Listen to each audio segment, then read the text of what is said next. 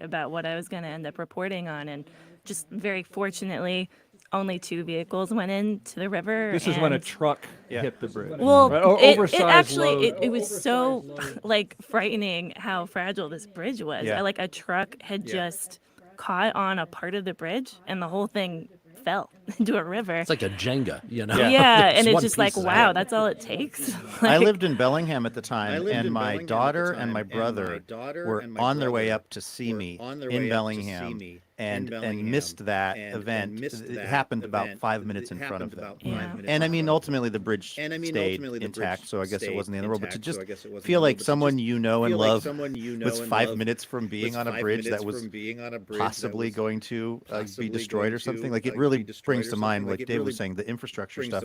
Because this is I think they might call this a sort of exogenous event that happened in Baltimore. It's like not going to be that typical that a huge ship this size loses its power and crashes into a sort of part of the bridge that isn't maybe properly protected. But there are these much less interesting events of just corrosion and rust and like little things that are not going to get into the news, but that are maybe, according to some experts, a larger threat. Yeah, it didn't even take something the size of the Empire State Building, you know, to make a pothole the size of a VW bus on the West Seattle Bridge recently, you know? Yeah. You look at that and you first think pothole, and then you can see all the way down, and you're thinking, you Yeah. know, what if a motorcycle it was had been going through cartoonish at how that big time? that hole is. It was, yeah. It's like Wile E. Coyote territory. Yeah, there. yeah. Crazy. Right. Okay. Well, they're Baltimore is dealing with a lot. Just the whole city, the whole the industry, imagine. the economy there, the port shut I down. think what adds to I'm not actually even joking. I think what adds to it is it's called the Francis Scott Key Bridge. I mean, yeah. Feels like an assault on America. It's like, like, I think this It's not is some name we haven't showing us heard something. of. It's not like, the Arco, Illuminaire Center Bridge. Like they haven't sponsored it by a corporation. It's like Francis Scott Key. It just feels like some part of the core idea of America was taken down this It week. feels like the universe is trying to tell us something Yeah. about taking our bridge Yeah. safety and strength more seriously. Speaking of institutions that we hold dear and have a lot of pride in, how does the CEO of the Boeing company feel this week? He announced his retirement, and the company's stock went up. And KUOW listeners heard analysis like this. I think this is the first good news the company's had in quite some time. I think people are gratified that something is happening. It's kind of a famous question. What does it take to get fired around here? If you're an executive, and finally we know. Pretty much every move he did was a complete mystery. It's also a preview of my KUOW retirement party. Yeah, Oh. I've seen the performance reviews. Yeah. I mean, if you were the manager of a sports team in Seattle, Uh-huh.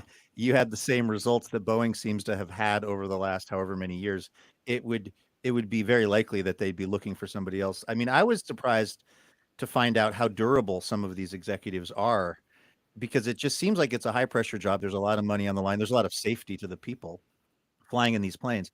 And like, it just, apparently if you are the CEO in these places, you can hang on for a decent amount of time amidst a lot of bad news. And I'm Yeah. surprised this is what it finally took. I mean, before this CEO started, we had a headline about the last CEO exiting with a literal golden parachute.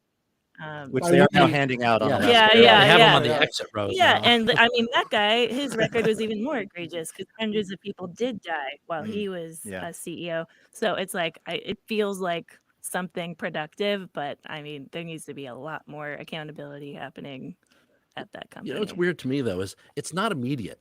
Like I feel like Yeah. if you did something awful on the air, Bill, and your retirement party would probably be Yeah, a lot yeah, earlier, yeah. right? Yeah. And they'd be like, well, here's your stuff. You throw it in the parking lot, you're out. Here we have this situation where there's all these safety problems that apparently there's red flags going up among the people in the know, and they're just kind of going along until doors are falling off planes in midair, and people are dying. I am confused as to how people can not only keep their job as long as they have, but also when they're fired, I'm fired, but it's in December, Yeah. and the retirement party will be done. Stock's going up. I want so to I'm give getting- him some time to really kind of get his feet under him. I wanted to make the announcement now because Financially. my stock options are going up, and that way Yeah. when I retire, I'll get more. It's Yeah. just Yeah, weird. maybe to they me. didn't want to, announce how much his exit packages on top of everything else going on right now. Yeah. The journalist and analyst Bill Saporito said that Boeing's new CEO, whoever that is, maybe ought to move to Washington State. I think it would be a great kind of gesture to move back to Washington, where it all began, and to say, I'm going to live where the problem is right now. And even if they don't move the corporation back, the next CEO should set up shop in Seattle and say, I'm not moving until we get this straightened out. So Boeing is headquartered in Northern Virginia. Do you think the CEO would live here until when? Until the investigation's complete? Until there are zero maintenance problems? I think the next CEO would live here and do what managers do, which is then say, all right, everybody else, you're coming into town. Yeah, like they do in Bentonville, Arkansas with Walmart. Yeah. You got to, if you're one of the major companies, you got to also have somebody there because we need to be able to talk to you when we need to talk to you. Right.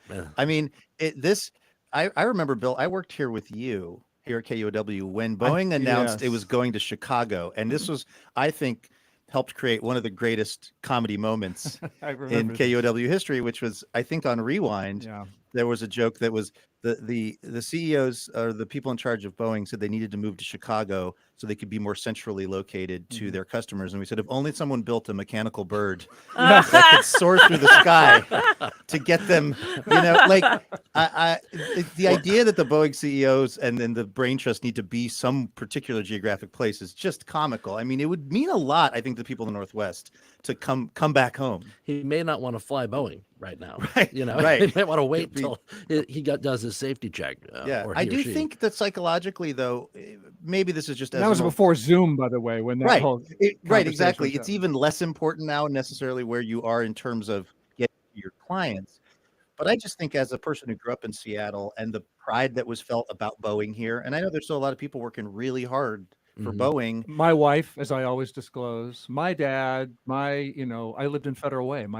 Everybody I knew, that's a slight exaggeration. My best friend's dad was at Boeing, etc. It seems like it would just be a real, I don't want to say culture change because that indicates that the culture of Boeing, as far as the rank and file has problems. And I don't even know if it gets down to the people doing the work. But as far as the people in charge saying, this area means something to us, the quality of these aircrafts means something to us, something simple like living in a $12 million house in Medina. I feel like that's a sacrifice that the CEO should be willing to make. I know. I'm like, why don't they want to live here? Honestly, like, what are you doing in Virginia, South Carolina? Right. This is like obviously better. Yeah, and you touch on the cultural significance to the Northwest. I think that is retained, and the workers here do feel this pride. And there's, when I saw the news that Boeing was falling apart, it really it kind of adds to this sense of malaise in the area. Like, oh, come on, because you're rooting for Boeing. I mean, it's this quintessential Washington State plus American company. I know it's been unless you don't like their arms trading, you might be rooting for Boeing. Well, yeah.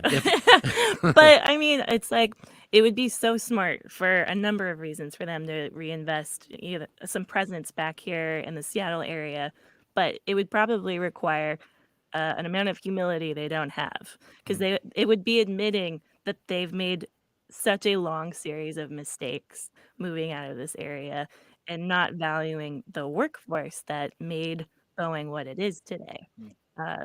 I would love for that to happen. I just can't bet on it, I do on DraftKings. Actually, a lot riding on it. So come through, Boeing.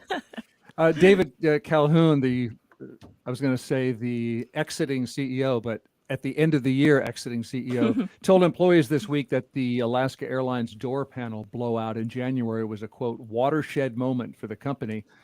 Although technically that plane wasn't allowed to fly over a watershed because of the warning lights that had already gone off previously. The head of Boeing Commercial is leaving. The chairman of the board is leaving. I did wonder what the Washington Policy Center, I think of you as among other things, a pro-business sort of organization, generally less regulation.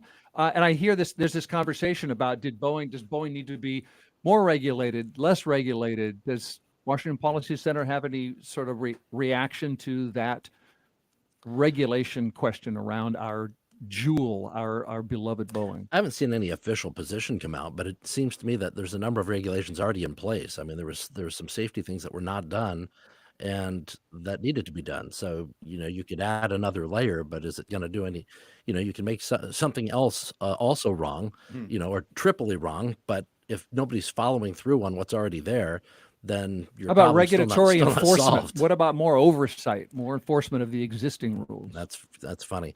Well, I mean, Yeah. there's supposed to be some enforcement right now. I mean, here we are, how long and people are finally stepping back, but I think you've got lots of different things where people are supposed to act in a certain way and they don't. And you can add this idea that there's kind of a cultural thing where government steps in and they're to the rescue and they're super efficient and everything's all fixed.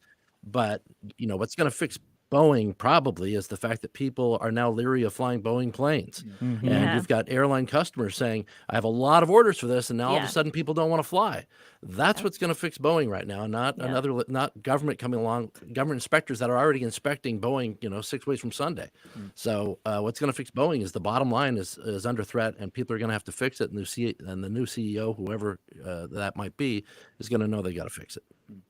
And someday maybe more choices besides just Airbus and Boeing, but that's Well, off that in the was future. that was the thing that I Elon agrees with you. realized realized in looking into this a little bit, which is I think because of the timeline of these projects and delivering these aircraft, and also just like how hard it is to have the infrastructure and the supply chain as a company to make these. Once you're one of the dominant companies, once you're Boeing or Airbus, you're sort of one of only a few games in town, and you can get away with a lot of like not super great delivery on promises, et cetera, because I used to always say my frustration with the airlines is as a passenger, when they just say, well, we're not going there, you have no recourse because they have the planes, right? It's asymmetric between the passenger. And in a way, as the airlines to the airline producers, it's also somewhat asymmetric. They might be able to go to Airbus or someone else, but pretty much there's a couple of major players. And I can't see that that's helping things. Lex, before we take a break, how did the needling cover the story? How did the needling cover the story? We had Boeing has given us like so much material this year. Like we've gotten like so many headlines that we've basically published something about Boeing every week. We should tell people this is a satirical site for those who don't know the needling. So the needling is local satire for Seattle. Seattle's only real fake news. And this last week, we had a headline, Boeing stock rebounds after front half of 737 MAX lands safely. Yes. I had fun with the image as well. Indeed. Check it out. Indeed. Check it out. That's Lex Vaughn with the needling. And we've got Luke Burbank here from Livewire Radio and from Too Beautiful to Live. We've got David Boze here from Washington Policy Center. We're going to take a short break. We've got more to say about what happened this week. We'll be right back at it in just a moment.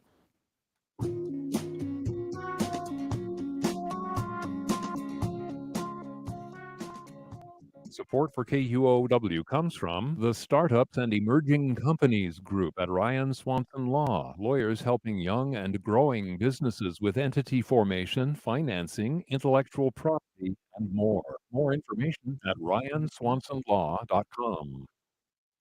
Seattle has been home to many booms. It's brought jobs, people, and wealth to the region. But also real growing pains. Hi, I'm Monica Nicholsberg. And I'm Joshua McNichols. On our new podcast, Booming, we're digging into our local economy and how it impacts you. Booming is available now, wherever you get your podcasts. Support for KUOW comes from Third Place Books. Maggie Nelson discusses her new book, Like Love, Essays and Conversations, with Claire Dederer on Friday, April 5th. Tickets are now available at thirdplacebook.com. You are listening to KUOW's Week in Review. You might be watching the show because we're up on YouTube. Just search KUOW Public Radio. We are covering the news of the week. I'm Bill Radke. As I said, we're here with Lex Vaughn, Luke Burbank, David Boze. Time for the latest installment in our series, What Will This New Seattle Council Do Next? And we have two items this week. Number one, Seattle's new city council is considering reducing the minimum wage for food delivery drivers that the last city council put in place. Now, these delivery drivers don't have an hourly wage. They are independent contractors. The former city council guaranteed them a minimum amount per mile and per minute and per order. And the app companies like Uber Eats and DoorDash added a $5 per order service charge supposedly to cover the costs imposed by Seattle. Well, that'll make your food more expensive. So orders dropped, tips went down. Some drivers say now that they're making less money than they were before. This week, a city council committee considered repealing the wage guarantees, but what sounds more likely is maybe reducing the guarantees and making the companies check every week and make sure the drivers are all told making the equivalent of minimum wage. Any reaction? I think we just need to like keep focused on the fact that these people aren't even guaranteed an actual minimum wage. And so I think it's so sad to see this movement to try to pit small businesses against people who are barely making it. I mean, if you're doing this kind of work, you're probably unemployed, like really strapped for money. You And could just dig the to flexibility nickel and of dime it. them even more is just like ridiculous. I think. And I really hope that this effort to reduce their pay back to something ridiculous that is even farther away from minimum wage doesn't succeed. We really got to like not let these multi-billion-dollar companies successfully convince us that the enemy is like these low income workers who don't even make minimum wage doing this work. They don't, no matter what they say. I've known people in the gig economy that took up the job because it was a second job. They did it at night when their kids went to bed so that they could make extra money delivering food, and then they shopped around to different apps. If they didn't make enough in one app, say moving people, or they didn't like some of the risks involved and they didn't think it was worth the money, they went to food and they made more money, and they just made the decision themselves. I look at this and think, it's as you point out, there's a number of people in this economy that were saying, hey, we're making less money now than we were before, and the hope here was that government was going to step in, they're going to make this minimum, we're going to get this money, and we would be better off, and it's not happening. I view this as more like let the people decide what's best for them, and if they're making enough money to justify doing it, and that gives them the freedom to make what they need to do in the flexible way that they need to do it.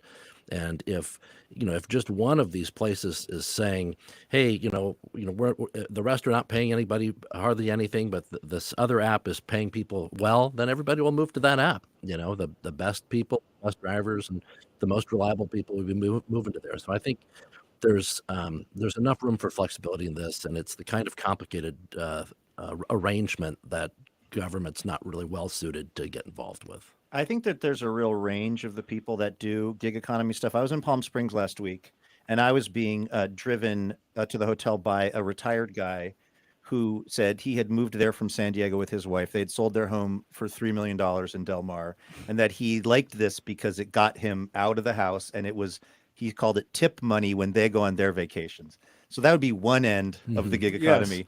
And then you go to a place like New York City, and the people delivering the food primarily in New York City are people that don't speak English as a first language, that are at the absolute lowest end of the economic spectrum, who often don't have a bank account or an identity to even receive the money from the companies they're working for. There are people who sublease out their bank accounts and ID. Wow. If you think about how far down the food chain it can go, there are people that are making a fraction of what they're getting for delivering food in New York City because they're paying up to someone who has the ID. Right. So those, to me, feel like people that we should be looking out for and trying to create some floor if we can, because the downward pressure on this is extreme. I know what you're saying, David. Like, ideally, people will go towards the thing that pays them better, but also everybody needs some money, even if it's not enough. And if it's up to the companies to try to make a good deal for their employees, it just, particularly these companies like DoorDash and stuff. The other thing I'll say is, like, my sister and my brother-in-law own a restaurant in Portland, and they tried for the longest time to hold out on offering their food via these delivery services because it is not good for the restaurant.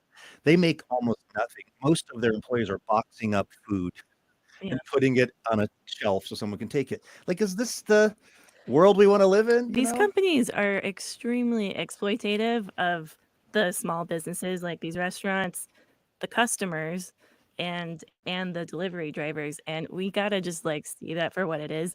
These people can afford to pay people something that is minimum wage. that a lot of the CEOs of these companies, were literally making $500 million a year. Like, As the that's companies lose money on paper, by the way, Yeah. like is DoorDash even profitable? Most of these, even Uber wasn't Yeah, profitable right. till I think they have 1 year or 2 years of profitability. I mean, it's the value, the paper value is all in what they expect in the future, and it's not the Yeah, current what value. is this, But Truth Social? what you reminded me of Nice. what you reminded me of there was I did take a ride one time with a guy who I think he was a doctor, but I don't remember if it was medical or dental or a professor of some sort. But anyway, it just reminded me that there's other rules like occupational licensing that government set in there to, and all it does is it protects the people that are already there, that are already doing the jobs, and then there's perfectly qualified people that could pass competency test or could show that they were competent in other states or even other countries, but they can't get through without spending thousands of dollars, because even like I forget what the exact name is, but it's basically hairdressing. You've got 1,000 hours of required training in Washington State to get your license. The Supreme Court of Washington State recently changed it so that lawyers don't have to take the bar. They can do this alternative, or they can have a lower set for that. They can have an apprenticeship program. They need to take a look at other occupational licenses and other things that keep people out of the utilizing the best of their skills, who might be occupying a spot in that other economy that would be better suited to others. Can I just say something that can just kind of put it in more simple terms? If we just rewind before a time where these apps were available. That's the name of the show. Yeah, that's what we do here. It was a thing growing up to get Domino's by delivery, right? You knew that person was making minimum wage, and that it was nice to, on top of that, give them a tip. Yeah. So you just cannot buy this narrative that there's just no way for these super well-funded companies to pay people minimum wage plus tips. Why not? Yeah, I mean, I live my life I don't use DoorDash or other apps because I don't like it. I don't like getting my food cold, and if I'm going to spend money at a restaurant, I'd like to eat it. I don't want to clean up my own dishes. But now that I have 4 kids, I feel like going to a restaurant is not a fun experience anymore. It's just well, that was torturous. But if I ever do get the chance to eat out, I just go in and pick up the food myself. Yeah, me too. Well, we'll see what the city council decides. They're still mulling this. Chapter 2 of what will the new city council do next? Protesters. Last month, protesters came to a city council meeting, spoke for their officially allotted 20 minutes, and then security was told to clear the chamber. Some protesters refused to leave. Police gave them a 10-minute warning and then arrested 6 of them. Sometimes people are arrested, but no charges are filed. But the city attorney has decided to charge the 6 with first-degree criminal trespassing and 1 obstruction charge. Maximum punishment, 364 days in jail and or a $5,000 fine. City Councilor Tammy Morales objected. She's in the minority now, generally, and she said that charging protesters for dissenting in the People's Chamber is undemocratic. What were they protesting? Because I need to decide if I think they should go to jail or not. And it should be based on whether you like the content of their protest. Somebody shows up at a school board meeting somewhere to say stop with the woke books. Let's get rid of those people. But if they're there to argue for what I consider the side of justice, let's just try to take a light hand with it. My point is the way that we feel about free speech, I think, is very much affected by the free speech that's being put into play. Yeah, there used to be a stronger commitment to free speech. Defend to the death your right to say it, right? Yeah. Even if I disagree with you, especially if I disagree with you, that's when free speech. But there has been kind of the switcheroo where it's they're against the woke books, shut them down. Oh, that's a lefty on the protest in Seattle Council, throw them in the jail. Right. In this case, I actually read what they were protesting, but now I can't remember. They want the city to do more to help asylum seekers in a different town outside the city. Yeah. There is some Seattle involvement. It's not completely a bright line, but yes, it's mostly elsewhere. It's in any case, you could say, okay, it depends on what, would you have the same attitude if they weren't fighting for human rights or something about, continuing to bang on windows and be heard after the public comment period. But I think it's just sad to see city leaders, both at the council and the city attorney's office, being so ridiculously punitive to people who are speaking up for, the oppressed and vulnerable people in our society. So the content does matter to you. You I wouldn't want I the I mean, it's like, first of all, I think part of Seattle's identity has been, it's a progressive city that is supposed to care about human rights.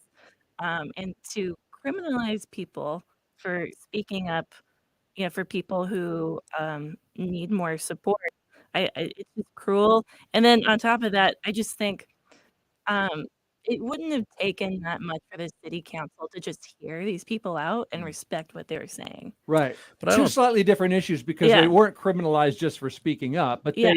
they enforced the 20-minute clock, which they Yeah. didn't used to do, Yeah. and they had some discretion there about how to handle it. I think everybody thinks that they're caring about other people. I don't think progressives have a corner on the market for caring for people. I think conservatives would definitely be saying the same thing. And then there's some social stats that indicate in person they prove that.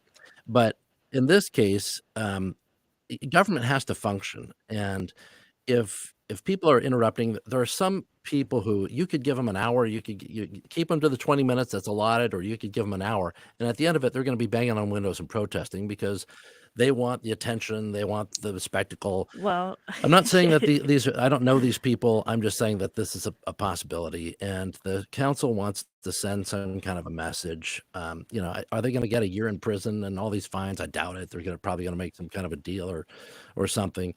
There's a part of me that says, shut this down, get some order in the council. That I don't live in Seattle anymore, so it's not really, I don't have skin in the game, so to speak. Although I do find it kind of funny that they're demanding all this time primarily for an issue that is outside of the city, and there's plenty of people inside the city that the council is actually hired to care for and to govern. But there's another part of me that feels like, I go grocery shopping.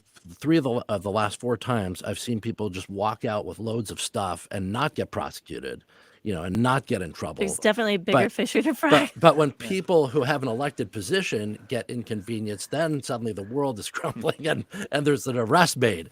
And so, I feel like you got to start somewhere to get things into some kind of civility. But I'm generally not in favor of throwing more time than is reasonable toward people just because they happen to have broken a law. But I think Lex raises a good point as well, which is, and all of us have dealt with in interpersonal life with somebody who just needs to be heard. And a lot of times the answer is just like, listen to them. Just like hold space for them. They'll foam it off. I'm not trying to diminish this issue, but I just mean, like, sometimes I go back and forth. I really don't like seeing people disrupting proceedings and making it impossible for us to do the business of like local government on whatever side of the spectrum politically they're on. But also a lot of times people just want to feel heard. And there is sometimes an easier way to get through it, which is to just kind of think to yourself, this is annoying. We'll let them speak and then we'll kind of move on. Sometimes that's the easiest way to get through the situation. Well, it was very clear that there was another way to handle this, and the King County Council did, because the same group of people came to the King County Council, and there was a completely different. Is that before or after? After. Yeah. There was a completely different reception to it. The county council members were overall just better at listening and validating and caring about what these people were saying, and it didn't get out of hand. And I don't know. It's just really sad to see the Seattle City Council, the majority of them, just so ready to arrest people and punish people, like as if this is the biggest problem, that people are speaking up for others. Yeah. Like, All right. Well, we'll see. We'll see what punishment they actually face. I'm curious whether protests will continue or whether they'll be because the majority on the council act like this is a reset for what behavior is expected of you, and then maybe everything goes much more orderly. And well, and there's going to be a challenge to the Seattle Council that's not at the King County Council, because Seattle Council has kind of switched from the ultra progressive council, and it's got more of a now it kind of shifted the pendulum a little bit. I guess we could call it. It's not right of center, but it's more conservative than Seattle's used to. So then you have the King County Council, which has remained, kind of static progressive. So I think for people who want to disrupt, the Seattle Council is the one you'd aim for. I mean, just They would be target number one. All right, we'll see. That's chapter or whatever we're up to now on this new the new city council in town compared to the old one. We are going to talk grizzlies, reintroducing grizzlies, possibly to Costco. I don't know. That's when we come back. We'll take a short break and then more Week in Review.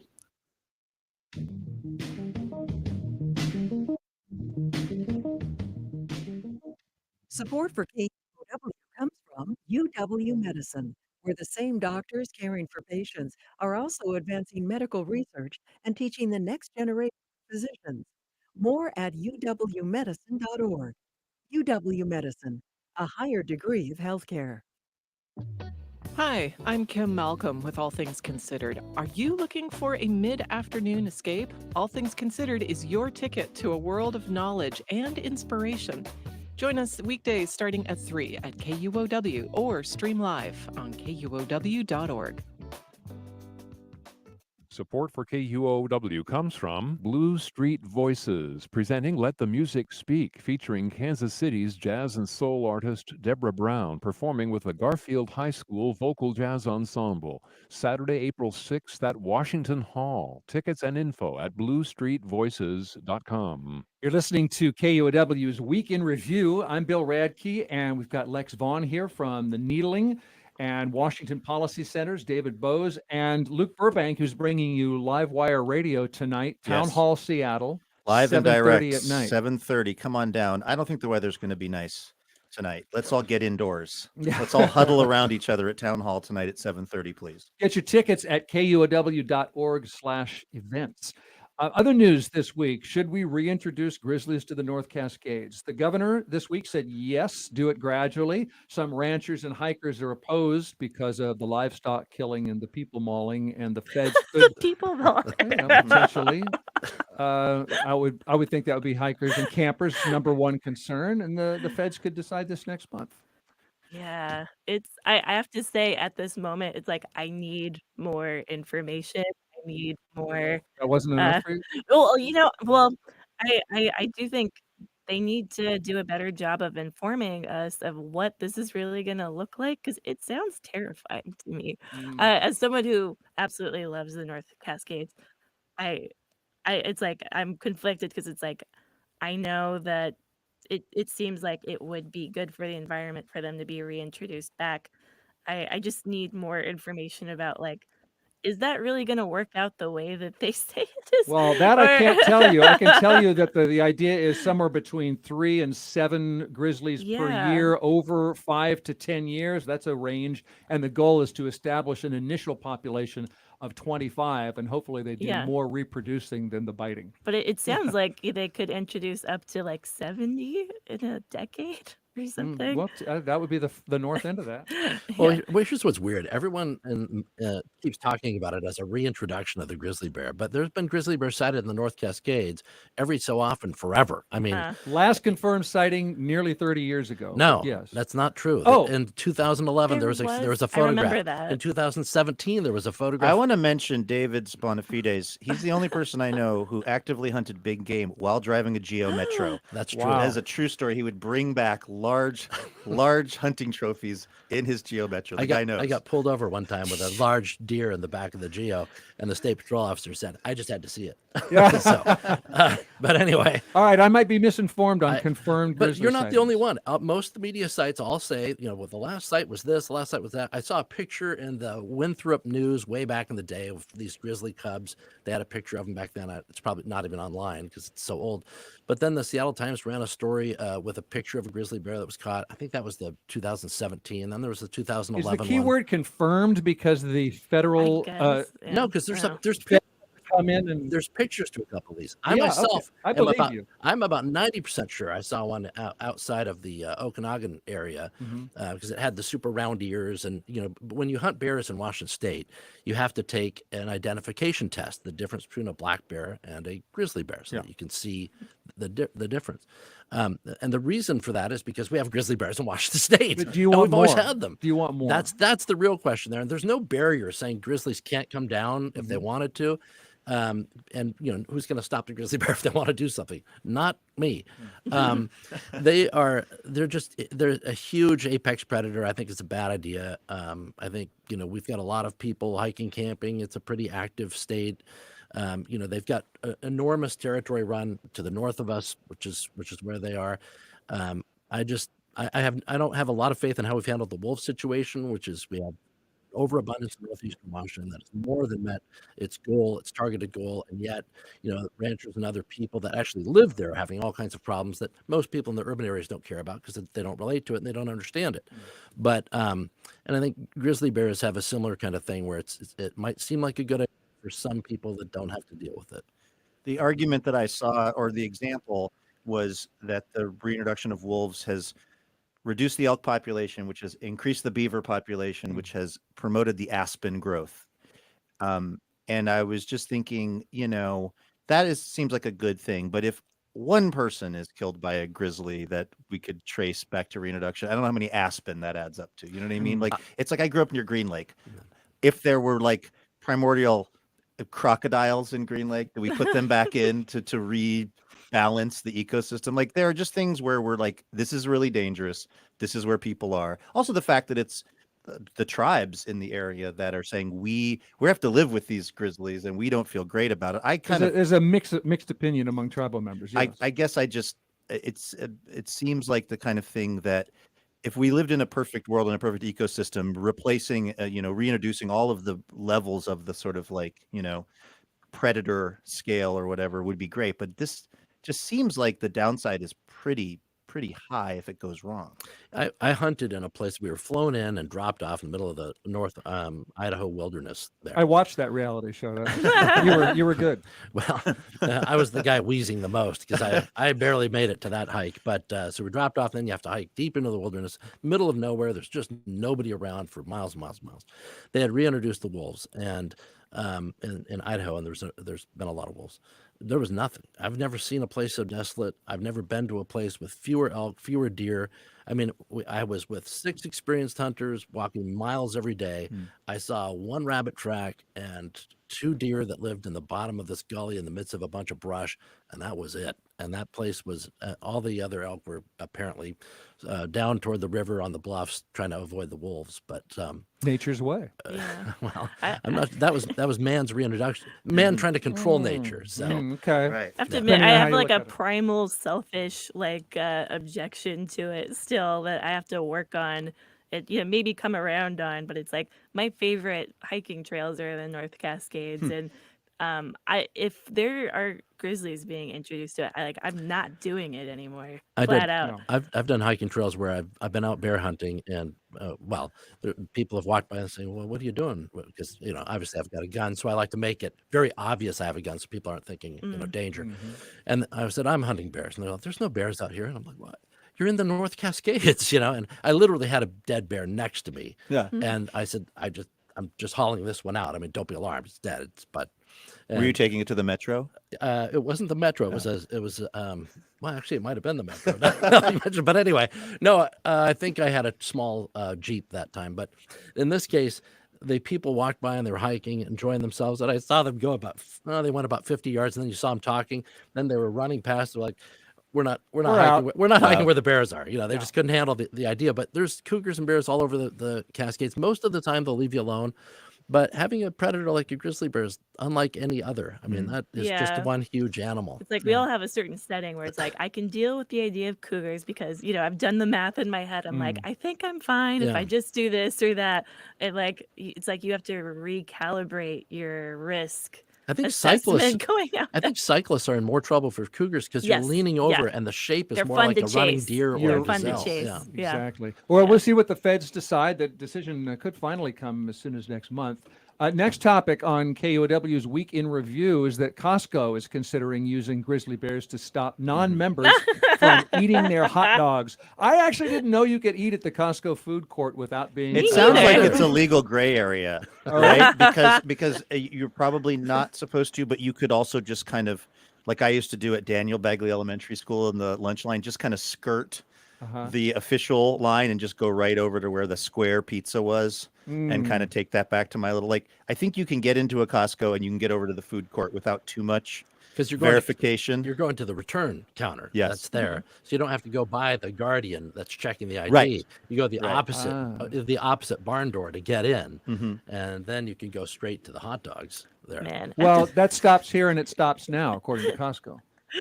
I didn't grow up in a Costco family. I never had a Costco membership, so I Why see did all you this at from the the Costco outside. eating the other day? Oh Larry? yeah.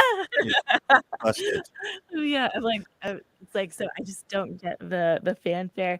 We actually ran a headline in the Needling about the Soto Costco, adding a second gas station for everyone running out of gas, circling that parking Circling the lot. Costco. And I went there for the first time just to get a photo of the actual parking lot, and I'm like, this is insane. Like, I don't understand that either. Yeah, I've agree. had friends that save one. They would drive across town to save that penny. I'm like, Yeah. You're going 20 miles to save a penny. I don't get it. and then another just in the parking lot. Yeah.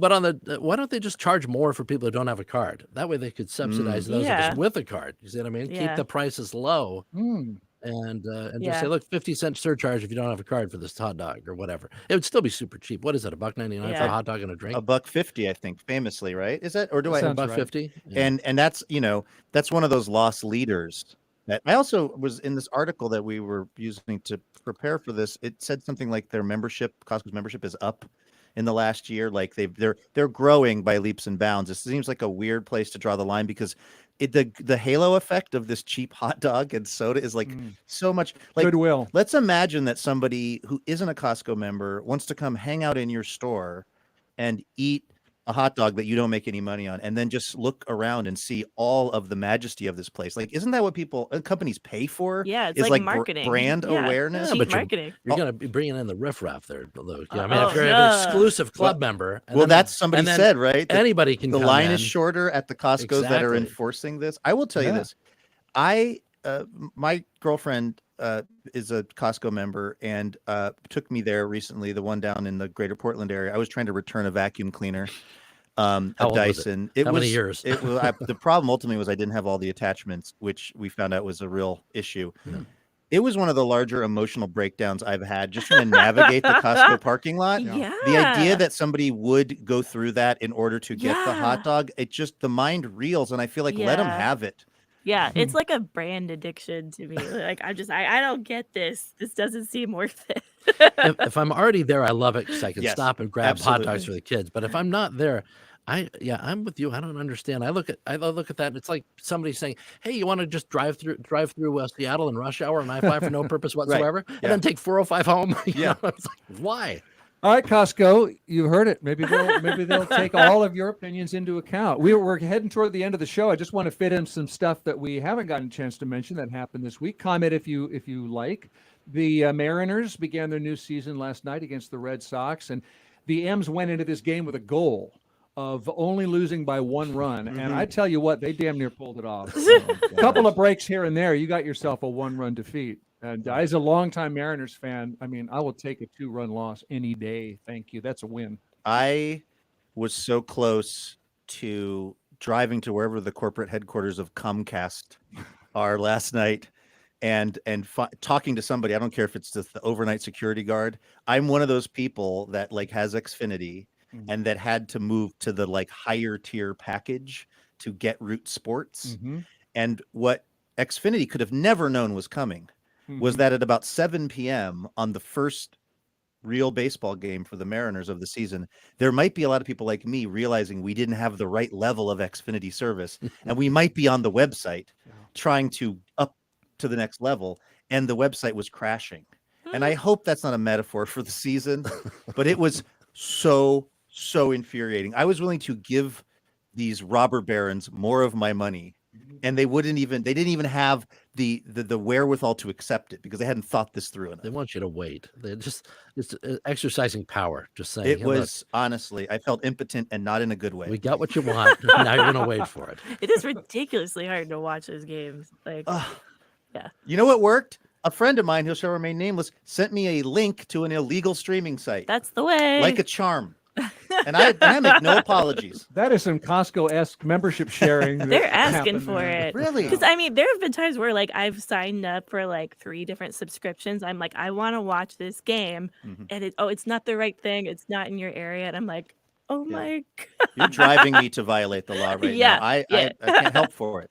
I'm just jealous of both of you who have the time to watch a baseball game. I'm like, Every now that's and like then. a dream, not to watch the game, but just Spoken have the like time. a dad of 4. I just need to watch to make the right joke at the meeting. That's all. Yeah. Oh, hey, we were talking about the Seattle City Attorney. That office used a social media star's own videos this week to charge the guy with reckless driving, which, Luke, you had strong feelings about. Not all heroes wear capes, Bill. And whichever Seattle Police Department officer heard this Hellcat, Belltown Hellcat, this muscle car revving its way through, I think it was like Pioneer Square or something, or Belltown, and heard it and said, I know what that sound is, because there had been, I saw like 100 or so complaints called in about this car that's super loud, and I think had been modified, appears to have been modified to be even louder, driving around in populated areas late at night, just for, as they say, the gram, just for the person to get attention on Instagram.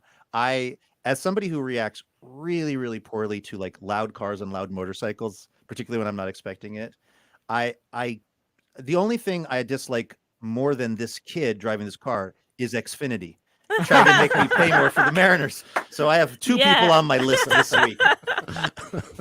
But didn't would your young self have appreciated? I had a 1980 Honda Civic.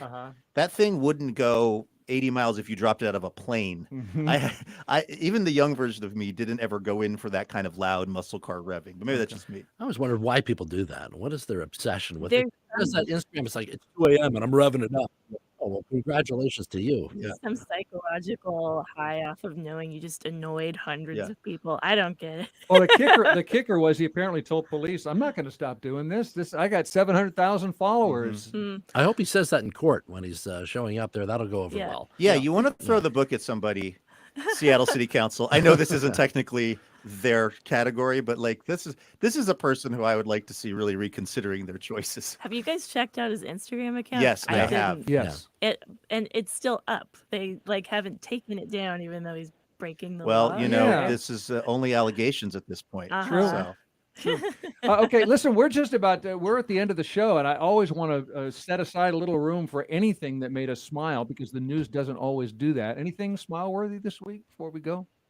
My daughter picked her first flowers. She's 3, and so she went outside to pick some flowers, and she brought them back to me. And she Neighbor's yard? Well, it was the neighbor's yard, but it was okay. It was dandelions. Okay. Little daisies and stuff. And she brings them back with a handful of rocks, and I said, "Oh, you got some flowers and rocks there. It's very nice." And she goes, "No, beautiful flowers and beautiful rocks."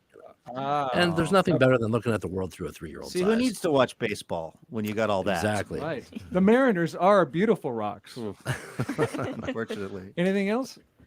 You know what? I'm just gonna keep on smiling about the Boeing CEO signing off, because it's like I just hope that builds and creates some kind of accountability. See, I'm a downer. I just pay attention to bad news all the time.